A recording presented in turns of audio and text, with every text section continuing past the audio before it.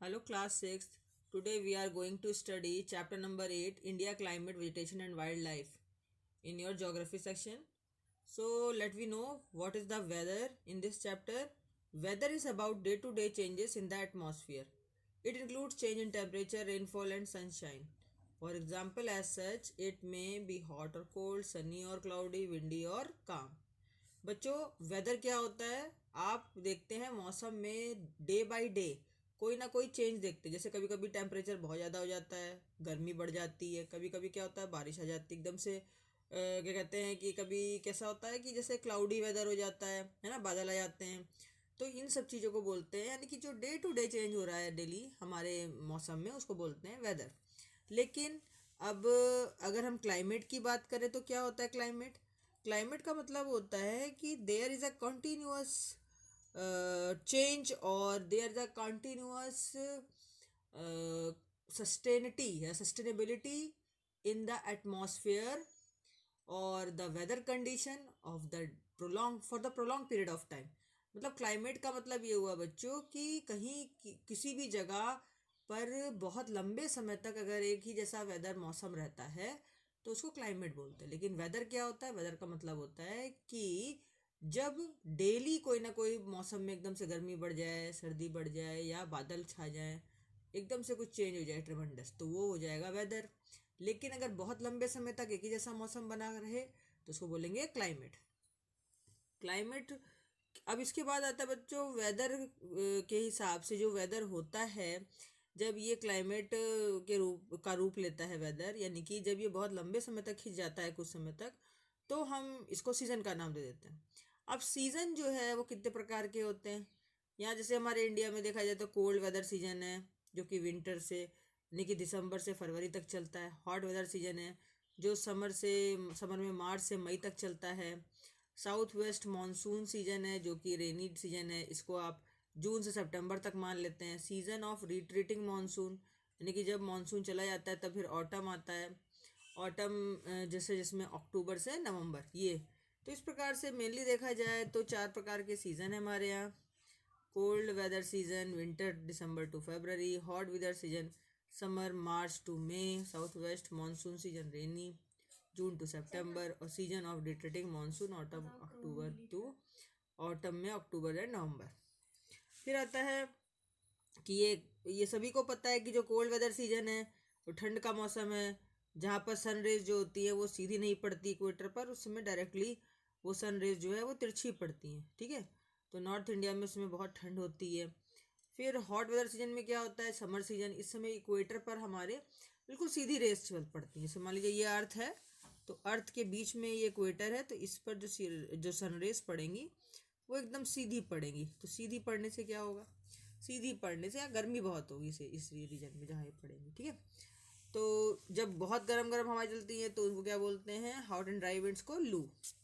और south west monsoon season या rainy season, इसमें बारिश होती है। और यहाँ पर आपको पता है कि अरेबियन सी से लेकर बे ऑफ बंगाल तक बीच में लैंड एरिया में बहुत हवाएं चलती हैं तेज़ी से। जो बड़े बड़े पर्वत शिखर है, माउंटेन है, वो बैरियर का काम करते हैं। विंड्स यानी कि विंड्स उनसे टकराती हैं और बारिश कर देती हैं वहाँ पे। फिर आता है सीजन ऑफ रिटर्टिंग मानसून ऑफ, और इस समय क्या होता है? बारिश जा रही होती, ख़त्म हो रही होती है। और इस समय जो है रिटर्टिंग मानसून का मतलब है कि ये जो रिटर्टिंग मानसून में साउथर्न पार्ट ऑफ इंडिया में मेनली तमिलनाडु और आंध्र प्रदेश में रेनफॉल होता है। और रेनफॉल के बाद अक्टूबर के लास्ट में यहाँ पे ये मौसम जो है वो ठंड में तब्दील हो जाता है। तो क्लाइमेट का मतलब क्या हुआ? अभी जैसे मैंने बताया था, climate is about the average weather condition which have been measured over many years. Climate का मतलब बच्चों ये हुआ कि उस समय के कहीं एक पर्टिकुलर रीजन का जो एवरेज वेदर कंडीशन है, जो कि बहुत लंबे समय से या बहुत सालों से चला आ रहा है, सो क्लाइमेट बोलते हैं। जैसे पहाड़ों का क्लाइमेट कैसा होता है? ठंडा होता है। मैदानों का जो क्लाइमेट है वो गर्म होता है। फिर आता है the climate of India has broadly been described as the monsoon type. Bharat का जो क्लाइमेट है मेनली वो मानसून टाइप का है। Monsoon is taken from the Arabic word मौसम। मानसून जो एक वर्ड है वो एक अरेबिक वर्ड है मौसम, उससे लिया गया है, जिसका मतलब होता है सीजन या ऋतुएं। अब इंडिया की लोकेशन को देखें तो इंडिया ट्रॉपिकल रीजन में स्थित है। तो यहाँ पर मानसून विंड्स हमेशा आती रहती हैं और ये रेन लाती हैं।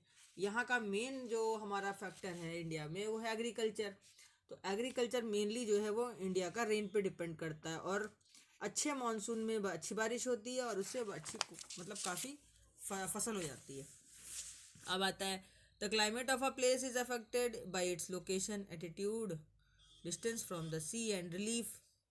कहीं का भी जो किसी भी जगह की जो ऋतु होती है वो अफेक्ट होती है लोकेशन से। मतलब कोई लोकेशन क्या है, किधर से हवा उठी है, ऊंचाई कितनी है, सी से समुद्र तल से ऊंचाई कितनी है। तो यहाँ पर हम देखें तो राजस्थान का क्षेत्र है, इंडिया जैसलमेर और बीकानेर ये सब राजस्थान में बहुत गर्म होता है। द्रास का रीजन है कारगिल में, और जम्मू कश्मीर वगैरह में ना द्रास और कारगिल का क्षेत्र, वहाँ पर जहाँ लड़ाई हुई थी अभी, कारगिल का युद्ध हुआ था, तो वो क्षेत्र बहुत ठंडा होता है, एकदम बर्फ़ जैसी होती कड़ाके की, जैसे बिल्कुल खून को जमाने वाली, फ्रीजिंग कोल्ड। कोस्टल प्लेस है जैसे मुंबई है, कोलकाता है, ये मॉडरेट क्लाइमेट है, यहाँ पर हमेशा मौसम एक जैसा रहता है, न ज़्यादा जैसे ठंड होती है, ना गर्मी होती है, ना बरसात होती है ज़्यादा, न ज़्यादा जाड़ा होता है, बीच का मौसम है। और मौसिन राम मेघालय में, जहाँ पे बहुत ज़्यादा बारिश होती है, हाईएस्ट रेनफॉल है यहाँ पर, है। ये मौसिन राम कहाँ है बच्चों? मेघालय में, जहाँ पर सबसे ज़्यादा वो पूरे विश्व का कह सकते हैं हाईएस्ट रेनफॉल रीजन है। और अब आता है नेचुरल वेजिटेशन। नेचुरल वेजिटेशन क्या है बच्चों? देखो, आपने देखा होगा कि हम लोग कई जगह जाते हैं तो वहाँ पे घास पत्तियाँ उगी रहती हैं, अपने आप पेड़ पौधे उगे रहते हैं, झाड़ियाँ उगी रहती हैं, grasses, shrubs and trees which are grown by their own effort without very any interference or help by the human beings। कि ह्यूमन बींग उसमें कुछ नहीं करता, कोई अपना सहयोग नहीं करता, वो अपने आप ही उगाते हैं खरपतवार की तरह, तो उनको नेचुरल वेजिटेशन बोलते हैं। अब ये जो हमारे यहाँ नेचुरल वेजिटेशन है इंडिया में, वो 5 प्रकार का: tropical evergreen forest, deciduous forest, thorny bushes, mountain vegetation और mangrove forest. Tropical rain forest कैसा होता है? जो कि बहुत ज़्यादा घने सघन वन होते हैं, डेंस फॉरेस्ट, जहाँ पर सूर्य की रोशनी बहुत मुश्किल से पहुँचती है, इतनी ज़्यादा घना वन होता है। यहाँ पर बारिश बहुत ज़्यादा होती है बच्चों, इसमें महोगनी, बोनी और जनरली रोजवुड के पेड़ होते हैं। अंडमान निकोबार आइलैंड है हमारा, part of north eastern states, ये सारे रीजन में जो है, और वेस्टर्न घाट है, ईस्टर्न घाट है, यहाँ सब ट्रॉपिकल रेन फॉरेस्ट है, बारिश बहुत होती है। फिर tropical deciduous forest. Tropical deciduous part जो है ये मानसून फॉरेस्ट कहलाता है, इसमें भी बहुत, ये थोड़ा कम होता है, मतलब इसकी अपेक्षा जो ट्रॉपिकल रेन फॉरेस्ट है उसकी अपेक्षा ट्रॉपिकल डेसिडुअस फॉरेस्ट का थोड़ा कम घना है। यहाँ पर साल, टीक, पीपल, नीम, शीशम के ये पेड़ मिल जाते हैं। ये जो पौधे होते हैं, ये वाले पेड़, ये अपनी पत्तियाँ झाड़ देते हैं और उसके बाद फिर से उग जाती है। मध्य प्रदेश, छत्तीसगढ़, झारखंड, उत्तर प्रदेश, बिहार, उड़ीसा और महाराष्ट्र, इसमें ट्रॉपिकल डेसिडुअस फॉरेस्ट पाया जाता है। फिर थॉर्नी बुशेस। थॉर्नी बुशेस जो है वो कांटेदार झाड़ियाँ, ये मैक्सिमम जो है राजस्थान के एरिया में उगती हैं, वेस्टर्न घाट्स में उगती हैं। गुजरात के कुछ रीजन है जैसे वहाँ पे बबूल है, कैक्टस है, खैर है, कीकर है, ये सब उगता है वहाँ पर, है ना। ये जनरली वो रीजन होते हैं जहाँ पर ड्राई एरिया है, जहाँ पर बारिश ज़्यादा नहीं होती है। तो मैक्सिमम गुजरात और नासिक का पठारी क्षेत्र, प्लेट्यू रीजन, ये सब इसके लिए बहुत फेमस है। फिर आता है बच्चों की माउंटेन वेजिटेशन क्या होता है? Mountain, a wide range of species found in the mountain range. Mountain region में बहुत ही हाइट पर जो है बहुत वाइड स्पीशीज भी पाई जाती है। यहाँ पर टेम्परेचर जो है वो बहुत कम होता है और हाइट बहुत तेज़ी से बढ़ती जाती है। जैसे जैसे आप ऊपर जाएंगे माउंटेन रेंज पर, तो हाइट बढ़ती चली जाएगी और वहाँ पे ठंड भी बढ़ती चली जाएगी। लगभग ऊंचाई होती है 1500 से 2500 मीटर। यहाँ पर आपको चीड़ है, पाइन है, देवदार है, इसके पेड़ मिल जाएंगे। मैंग्रोव फॉरेस्ट में क्या होता है? सुंदरबन का डेल्टा क्षेत्र है, सैलाइन वाटर, यानी कि जो नमक के पानी के आसपास जो पौधे उगते हैं, ये मैंग्रोव फॉरेस्ट। ये अंडमान निकोबार आइलैंड है, वेस्ट बंगाल है, सुंदरबन का एरिया है। इन सब में मैक्सिमम जो है वो सुंदरी वन है। सुंदरबन का मतलब सुंदरी वन, सुंदरी के नाम का पेड़ वहाँ होता है, और ये पेड़ जो है वो मैंग्रोव फॉरेस्ट में आता है। फॉरेस्ट हमारे लिए ज़रूरी इसलिए क्योंकि हमें सभी को ऑक्सीजन की ज़रूरत होती है सांस लेने के लिए, और वो ऑक्सीजन हमको ये पेड़ पौधे देते हैं, और बदले में हम सर हमारी कार्बन डाइऑक्साइड उससे अब्जॉर्ब करके अपने लिए खाना बनाते हैं। इससे हमको timber, furniture, fodder, wood, medicinal plant, herb, honey, gum, बहुत कुछ मिलता है। बहुत सारे रहने के लिए, बहुत सारे जानवरों के लिए जो है वो वाइल्ड लाइफ के लिए शेल्टर है, हैबिटेट है। बहुत लोग इसको अपने सेल्फिशनेस के लिए रेकलेस इसकी कटिंग करते रहते हैं और नेचुरल वेजिटेशन को बिगाड़ते रहते हैं। तो इसलिए हमारी गवर्नमेंट कई कई प्रोग्राम करती रहती है टाइम टू टाइम, ताकि वन महोत्सव वगैरह, जैसे कि जिसमें बताती है what are the importance of trees, why we need to maximize maximum number of trees, कि हमें ज़्यादा से ज़्यादा मात्रा में पेड़ क्यों उगाने चाहिए, और इससे हमारा पॉल्यूशन कैसे अफेक्टेड होता है।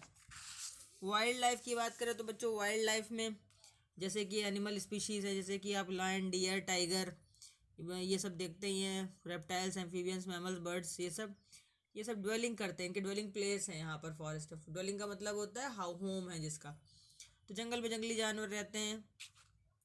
और टाइगर को हमारा नेशनल एनिमल माना गया है, सभी को पता है। गिर फॉरेस्ट गुजरात में जो है बच्चों, ये एशियाटिक लॉयन के लिए फेमस है।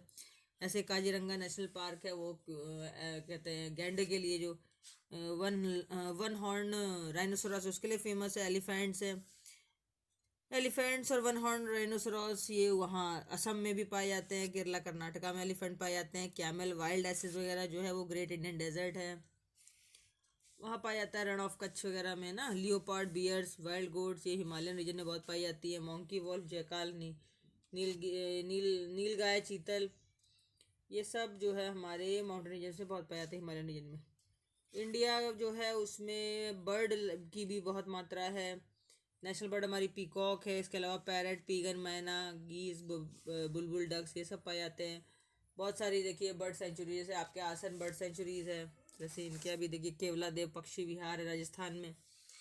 तो इस तरीके से देखिए बच्चों, तो बहुत है। इंडिया में स्नेक्स भी की 100 स्पीशीज लगभग पाई जाती हैं। कोबरा बहुत ज़्यादा, कोबरा एंड क्रेज जो है हमारे यहाँ इंपॉर्टेंट स्नेक्स हैं। और जैसे जैसे हम फॉरेस्ट की हंटिंग और मतलब फॉरेस्ट में कटिंग करते रहते हैं, हंटिंग करते हैं जानवरों की, पोचिंग होती है, स्मगलिंग होती है, इससे बहुत नुकसान होता है बच्चों। तो इसी के प्रोटेक्शन के लिए गवर्नमेंट ने बहुत सारे प्रावधान किए हैं। नेशनल पार्क बनाए हैं, वाइल्ड लाइफ सेंचुरीज बनाई हैं, to preserve the various types of animal species और कंजर्व द नेचुरल वेजिटेशन और हैबिटेट। इसके लिए इन्होंने बायोस्फीयर रिजर्व बनाया। प्रोजेक्ट टाइगर करके एक प्रोग्राम चलाया था, प्रोजेक्ट एलिफेंट करके भी प्रोग्राम चला चुके हैं। तो हम सभी को चाहिए, we should also contribute in this type of conserving wild life programs. And you can refuse to buy things made from the animal skin, bones, horns, ferns, skins and feathers। हम सभी को जो है क्या करना चाहिए कि जो एनिमल्स से बनी हुई, जैसे कोई स्किन है, कोई बेल्ट है, कोई उसके फर से बनी हुई चीज़ें है, उनको नहीं खरीदना चाहिए, ताकि जिससे क्या होता है कि लोगों में अवेयरनेस फैले कि हमें जंगली जानवरों को नहीं मारना है, उनको बचा के रखना है। लार्ज स्केल पे पोचिंग होती है। सिमलीपाल रिजर्व जैसे आपने इसमें दिखाया भी गया है कि लार्ज स्केल पोचिंग जो है वो एलिस्ट की गई है, बैन की गई है। तो लोग कदम कदम पर इसके लिए हमेशा अपना टाइम टू टाइम कंट्रीब्यूट करते हैं to conserve the wild life sanctuaries और वाइल्ड लाइफ एनिमल्स। तो बच्चों ये स्पीशीज और ये चैप्टर आपका फिनिश हो गया, और आप ये समझ लीजिए कि आपका लास्ट चैप्टर था ये ज्योग्राफी का, ये कंप्लीट हो गया बच्चों। तो आपको भी बहुत अच्छा लगेगा। और देखिए माइग्रेटरी बर्ड के बारे में थोड़ा देख लीजिए। माइग्रेटरी बर्ड है, इसमें पेलिकन, साइबेरियन क्रेन ये देखी होगी आप लोगों ने, फ्लेमिंगो है, पिंटल है, ये सब अब माइग्रेट होकर के बाहर के देश है ना, न्यूजीलैंड, वहाँ से आती है, और वहाँ से आने के बाद में यहाँ इंडिया में जाड़ों में रहती है और फिर चली जाती है ना। तो देखा ही होगा आपने, साइबेरियन क्रेन्स माइग्रेट करती हैं हमेशा दिसंबर से मार्च तक यहाँ रहती है। तो बच्चों ये चैप्टर यहीं पे फिनिश होता है। Till then good bye to my next video, bye bye, and please subscribe my channel and please share my all videos to watch again and again. Okay, till then goodbye, bye bye.